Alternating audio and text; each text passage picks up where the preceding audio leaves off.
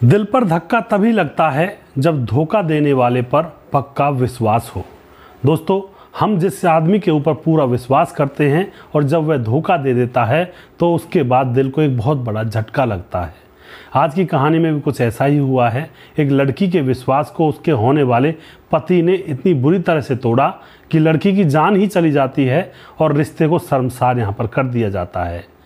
दोस्तों, क्या होता है यहाँ पर, शादी से पहले मंगेतर से संबंध बना रही थी लड़की, तभी अचानक उस लड़की की हो जाती है दर्दनाक तरीके से मौत। सारे कपड़े खून से लहूलुहान और उसकी बहुत बुरी तरह से मौत होती है। दोस्तों, क्या हुआ था इस घटना के अंदर, पूरी जानकारी यहाँ पर लेने वाले हैं। यह सभी घटनाएं सच्ची होती हैं दोस्तों, बड़ी रिसर्च करने के बाद इन चीज़ों को लेकर आते हैं। यह घटना बिहार का गोपालगंज जिला पड़ता है और गोपालगंज जिले का एक गांव पड़ता है गोपालपुर। आपने सुना भी होगा, नहीं सुना हो तो गूगल कर सकते हैं आप। गोपालपुर गांव के अंदर एक पिंकी नाम की लड़की रहती है जिसकी उम्र 22 साल है। वह अपने माता पिता के साथ रहती है। पिंकी की पढ़ाई लिखाई फिलहाल समाप्त हो चुकी है और अब उसके माता पिता उसकी शादी के लिए तैयारियां करने लगते हैं। 27 अप्रैल को पिंकी अपने घर में ही थी, घर में सोई थी 26 अप्रैल को रात को। लेकिन जैसे सुबह होती है 27 अप्रैल की तो पिंकी अपने कमरे में नहीं थी। घर वाले उसको चाय वगैरह देने जाते हैं तो वहाँ पर वह थी ही नहीं। घर वाले परेशान हो जाते हैं। पहले तो घर वाले आस पड़ोस में देखते हैं कि शायद हो सकता है आस पड़ोस में किसी सहेली के घर पर गई हो, लेकिन कहीं भी पिंकी का आता पता नहीं होता है। तो माँ बाप बड़े परेशान हो जाते हैं। दोस्तों, अब पिंकी को ढूंढने लगते हैं, आस पड़ोस के लोग भी ढूंढने लगते हैं, पूरा गाँव पिंकी को ढूंढने लगता है। तो घर से तकरीबन 300 मीटर दूर एक ग्राउंड पड़ता है जहाँ पर बच्चे वॉलीबॉल वगैरह खेला करते हैं। खाली ग्राउंड पड़ा हुआ था। उस ग्राउंड के अंदर पिंकी की लाश पड़ी हुई थी और खून से लथपथ थी। कपड़े भी बुरी तरह से खून से सने हुए थे और फटे हुए भी थे। गांव वालों को पिंकी की लाश मिलती है तो पूरे गांव में शोर मच जाता है। माता पिता वहां पर पहुंचते हैं, अपनी बेटी को कलेजे से लगाकर रोने लगते हैं ज़ोर ज़ोर से। दोस्तों, अब यहाँ पर क्या होता है, पुलिस आती है। पुलिस पिंकी की लाश को अपने कब्जे में लेती है। माता पिता ज़ोर ज़ोर से रो रहे होते हैं, बार बार ये कह रहे होते हैं कि इसकी कुछ ही दिन बाद शादी होने वाली थी, इसकी हत्या किसने कर दी। गांव वाले भी जानते हैं पिंकी को क्योंकि उसका फंक्शन था, सगाई हो चुकी थी। तो यहाँ पर दोस्तों पुलिस अब छानबीन में जुट जाती है, आस पड़ोस के लोगों से पूछती है, अपने सवाल जवाब माँ बाप से पूछती है, किसी से आपकी दुश्मनी है। माँ बाप कहते हैं नहीं, किसी से कोई दुश्मनी नहीं है। पिंकी शाम को 26 अप्रैल को शाम को सोई थी, 26 अप्रैल 2024 को, और सुबह यह गायब हुई थी। तो पुलिस के हाथ में सीधा जो होता है वो कॉल डिटेल्स वगैरह चेक करने का मामला होता है। तुरंत ही पुलिस कॉल डिटेल्स वगैरह चेक करती है और CDR लोकेशन चेक करती है। तो पुलिस को पता चलता है कि रात को 12 बजे और 1 बजे के बीच में उसके पास एक गुड्डू यादव का फ़ोन आता है और पुलिस उसके घर वालों से पूछती है कि ये गुड्डू यादव कौन है। तो घर वाले कहते हैं कि ये उसका होने वाला मंगेतर है, यानी कि होने वाला पति है। लेकिन गुड्डू यादव की जो लोकेशन थी फ़ोन की, वो इस लड़की पिंकी के साथ बोल रही थी उसी ग्राउंड में जहाँ पर पिंकी की लाश मिली थी। अब पुलिस को तो पूरा शक इस गुड्डू यादव के ऊपर हो जाता है और गुड्डू यादव को उठा लिया जाता है और अच्छी तरह से उसकी खातिरदारी की जाती है। जब गुड्डू यादव की खातिरदारी अच्छी तरह से की जाती है तो गुड्डू यादव तोते की तरह पटर पटर पुलिस के सामने सारी घटना बता देता है। गुड्डू यादव बताता है कि वह मालदीव में रहता है, मालदीव में रह करके सेटरिंग का काम किया करता है और पिछले कुछ दिन पहले इस लड़की पिंकी से उसकी सगाई हो गई है और कुछ दिन के बाद उनकी शादी होने वाली थी।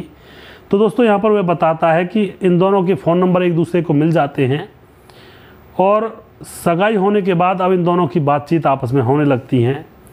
कुछ दिन तक तो बातचीत अच्छे से होती हैं, लेकिन कुछ दिन और गुजर जाते हैं तो पिंकी का फ़ोन ज़्यादातर बिजी बोलने लगता है और ज़्यादातर जब पिंकी का फ़ोन बिजी होता है तो गुड्डू को लगता है कि इसका किसी और लड़के के साथ भी अफेयर है और ये तो निकली हुई औरत है। दोस्तों, गुड्डू को बड़ा बुरा लगता है क्योंकि उसके फ़ोन को वह उठाती नहीं है, बिजी रहा करती है। कई बार बजाता वह बिजी रहती। अब यहाँ पर गुड्डू को पूरा शक हो जाता है कि उसकी होने वाली पत्नी के न जाने कितने अफेयर हैं, क्योंकि पूरे दिन फ़ोन पर बातें करती है। 1-2 बार गुड्डू ने पिंकी से पूछा भी था, तुम किससे बिजी रहती हो इतनी ज़्यादा। तो पिंकी कहती है कि मैं अपनी सहेलियों से बात करती हूँ। लेकिन गुड्डू के गले से नीचे उतर नहीं रहा था और वह अब प्लानिंग कर लेता है कि वह अब पिंकी से मौज भी लेगा और उसकी हत्या भी कर देगा। तो दोस्तों यहाँ पर अब क्या होता है, पिंकी 26 अप्रैल को जैसे अपने घर में सोई हुई थी, तो 26 अप्रैल को यह पिंकी के गांव में पहुंचकर ही फ़ोन करता है जो गुड्डू होता है, और पिंकी से कहता है कि मैं तो तुमसे मिलने के लिए आया हूं और तुम आराम से चैन की नींद सो रही हो। पिंकी एकदम से खड़ी हो जाती है, कहती है तुम यहाँ क्यों आ गए बाबा रात के समय। तो जो गुड्डू होता है कहता है कि प्यार ही ऐसा मुझे तुमसे, मैं तुमसे मिलना चाहता हूँ। पिंकी उसकी बातों में आकर के उसी ग्राउंड में चली जाती है, क्योंकि उसी ग्राउंड में गुड्डू उसका इंतज़ार कर रहा था। वहाँ जाने के बाद 1 बजे बुलाया था गुड्डू ने। वहाँ जाने के बाद गुड्डू पहले तो उसके साथ संबंध बनाता है बड़े प्यार से। संबंध बनाने के बाद अब गुड्डू कहता है कि तुम फ़ोन पर किससे बात करती हो, मुझे तो लगता है तुम्हारा कहीं और अफेयर है। पिंकी कहती है नहीं ऐसा कुछ नहीं है। गुड्डू कहता है चलो फ़ोन दिखाओ, लेकिन दोस्तों वह फ़ोन नहीं दिखाती है। और उसके बाद गुड्डू को बड़ा गुस्सा आता है, जेब में से चाकू निकालता है और पिंकी के ऊपर ताबड़तोड़ चाकुओं से वार कर देता है। थोड़ी देर में पिंकी के प्राण पखेरु उड़ जाते हैं और उसकी निर्मम तरीके से हत्या कर दी जाती है, और गुड्डू वहाँ से फरार हो जाता है यह समझ करके कि किसी को क्या पता चलेगा कि मैं आया था। लेकिन दोस्तों पुलिस के हाथ बहुत लंबे होते हैं, कानून बहुत बड़ा होता है, किसी को नहीं बख्शता है। तो यहाँ पर इस घटना से हमें यही सीख मिलती है कि शादी होने से पहले लड़के लड़की एक दूसरे के फ़ोन नंबर ले लेते हैं, बातचीत करते हैं, एक दूसरे की कमियां पता लगती हैं, और कई बार शादी भी टूट जाया करती हैं। भाई बूढ़े बुजुर्गों ने यह नियम बनाए हैं कि शादी से पहले पति पत्नी बात नहीं करते हैं, और एकदम से शादी हो जाती है, उसके बाद फिर उन दोनों की आत्मा मिल जाती है। यहाँ पर ज़्यादातर अब कैसा होता है कि घर वाले सगाई कर देते हैं, अरेंज मैरिज करते हैं, लेकिन शादी से पहले यह लव मैरिज में बदल जाती है। लड़का लड़की दोनों एक दूसरे से बात करने लगते हैं, दोनों को एक दूसरे से प्यार हो जाता है, एक दूसरे की कमियां पता चल जाती हैं।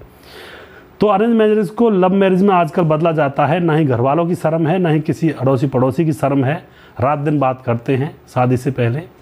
लेकिन ऐसा नहीं होना चाहिए, क्योंकि ये घातक भी साबित हो सकता है। जैसे यहाँ पर गुड्डू ने समझा कि किसी और के साथ बिजी रहती है, तो इसका कहीं ना कहीं अफेयर है। अगर वह लड़की फ़ोन नंबर ना देती तो ये लड़की जिंदा रहती और इनकी शादी हो जाती, और शादी के बाद घर बस जाता है इनका। और हो सकता है वह लड़की अफेयर ना कर रही हो किसी से, गलती से ही मारी गई हो, तो कुछ भी हो सकता है। तो आप जो भी कुछ कहना चाहते हैं अपने कमेंट बॉक्स में लिख सकते हैं। शादी होने से पहले लड़के लड़की एक दूसरे का नंबर ना लें तो ही बेटर है, क्योंकि उनके बीच में खटास पैदा नहीं होगी। अगला प्रोग्राम बहुत जल्दी फिर से लेकर आऊँगा, तब तक आप खुश रहें, सावधान रहें। जय हिंद, जय भारत।